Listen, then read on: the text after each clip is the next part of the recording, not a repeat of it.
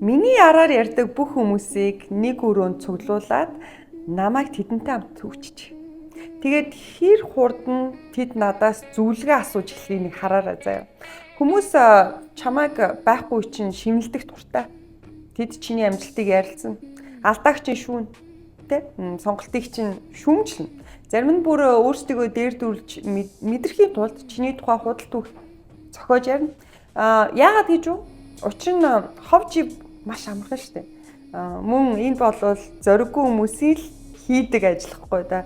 Чамайг байхгүй үед тэд ярьж суухаас өөр аргагүй шүү дээ. Яагаад гэвэл энэ тэдэнд аюулгүй санагддаг. Хажуугаас шүүмжлэх маш амархан. Харин нүрээ хараад уулзах үед бүх зүйл өөр болно. Амлаж байна. Тэд чиний сахилга баттай байдлыг чинь харна. Өөртөө ихтэй байдлыг чинь ажиглана. Алсын харааг чинь тэмдэглэж аавна. Тэ? Тэгээд чи ярьдаг зүйлээ тэ үнэхээр бодит амьдрал дээр хэрэгжүүлдэг хүн гэдгийг чинь л ойлгоно. Гэвч тэд өөрсдийнхөө тухай дээр мэдрэхийн тулд мэдээж тэ чиний араар янз бүрийн түүх зохион заяа чамайг янзаар муулна. Үндэ чиний яаж ийм амжилтанд хүрснийг ч л мэдхийг хүсдэг хүмүүс байдаг. Тэд зүгээр л чиний фэн. Тиймээс чи өөрийгөө хамгаалах шаардлагагүй.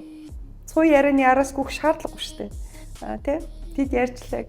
Учир нь нэг өдөр тэд чиний эсрэг биш, харин чиний өмнө суух болно. Тэр мөчөд худал яриа өөрөө нурууна. Тэгээд 6-аас 12 сарын дараа хараарай. Тэд яг байгаа газар байна. Харин бурхан агуу учраас чамайг үргэлж зөв замаар хөтлөсөөр байх болно. Тийм ээ. Миний араар ярьдаг бүх хүмүүсийг нэг өрөөнд цуглуулад намайг тэдэнтэй хамт түгчиж. Би амлаж байна. Тэр уулзалт зөвхөн тэр цуу яриаг эцлэхээс гадна эцтэй бүр танхимын сургалт болж хорно гэдгийг би амлаж байна.